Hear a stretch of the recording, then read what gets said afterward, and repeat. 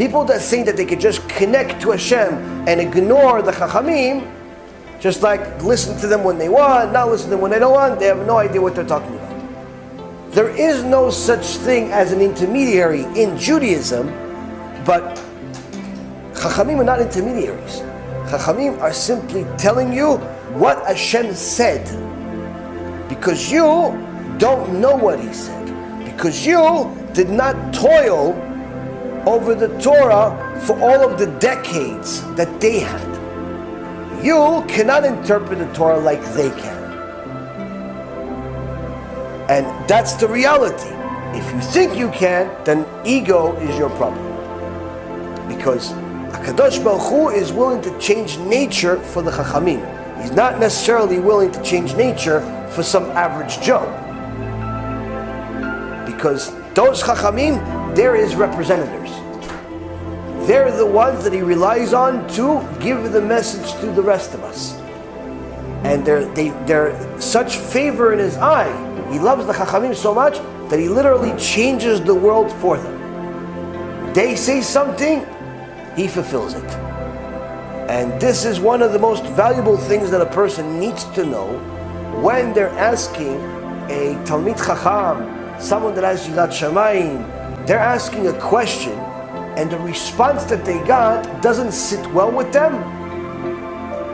Take that opinion of yours that tells you this response doesn't sit well with you, take it, crumble it inside a little piece of paper, put some oil on it, cooking oil or the oil from the car, whichever one you prefer, whatever's faster access. Then take a match, perhaps maybe a lighter, depending on your preference, put them in a bucket so it doesn't cause a big fire, and burn that opinion of yours. Burn it as soon as possible. Why? Your opinion doesn't matter.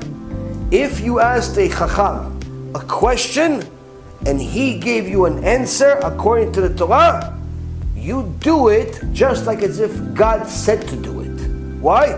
Because now that you've asked a question and He gave you an answer, HaKadosh Baruch Hu paskins like Him. I'll give you an example. Somebody came to Rav Kanievsky. He said, Kvod Rav, I'm about to retire in some months, and I was wondering whether I should take all my pension money and buy a house in this such and such community. Rav Kanievsky says to him, come back to me when you have the money. Now Rav Kanievsky is not much of words. He doesn't have conversations with people. He, says a few things, finish, next. The guy gets up, confused, more confused than he was before. He says, why is Rav Kanievsky telling me come back when I have the money? Is he really telling me that I'm not going to get the money? That after 30, 40 years of working for this company, they're really not going to give me my pension? The whole thing is a fraud? I'm going to lose everything? What's going to happen? I don't know. Why did he say it? Oh, so for the next several months, he doesn't know where to go, doesn't know what to do. He can't wait to get this money, but he doesn't have access to it yet. After several months, finally he retires, and he gets the money. He comes back to Rav Kanievsky. He says, Kvod Rav, Baruch Hashem, I got the money. So Rav Kanievsky says, good, you should buy the house. He said, but why couldn't the Kvod Rav tell me 6 months ago? So Rav Kanievsky says to him, 6 months ago, it was a hypothetical question because you didn't have the money in your hand. So I didn't have the siyata dishmaya, the special assistance from heaven, to tell you the right answer. I only had my opinion. But now that it's a question that's actual, because you have the money in hand, you ask me a question, I'm giving you an answer, and I'm relying on the fact that Hashem is the one that's putting the words in my mouth for your sake. Because now it's an actual question. It's a realistic question. It's a question of right now. It's not a hypothetical question anymore. Oh, I have the answer for you. 6 months ago, I didn't have an answer for you. Now I have an answer for you.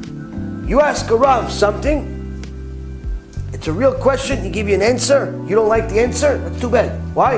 If you are not going to listen to the answers, don't ask questions. Don't ask questions. And this is one of the things that hurts a lot of people, because they look for Rabbi Noach. You know what Rabbi Noach is, right? Noach is not only Noach from the Torah. Noach also means comfort. So they're looking for the rabbi that is going to give them the most comfort. Meaning, whatever is comfortable for you. So what did he say? Do it? No, it's not comfortable for me. What did he say? Maybe? No, it's not so comfortable for me. What did he say? No, do whatever you want. Oh, I like this guy. This guy's Gdol Ador. He told me I could do whatever I want. This guy, Tzaddik, Kadosh. Give me a hand. Let me kiss it. Let me kiss it. Well, he told me I could do whatever I want. This guy's like Noach. Rabbi Noach. So that's the thing. You have to understand. Kadosh Baruch Hu loves the Chachamim. Because they invest their whole life. For the sake of the Torah all day. And when a person understands that, he asks a question, he receives an answer, and he goes with it.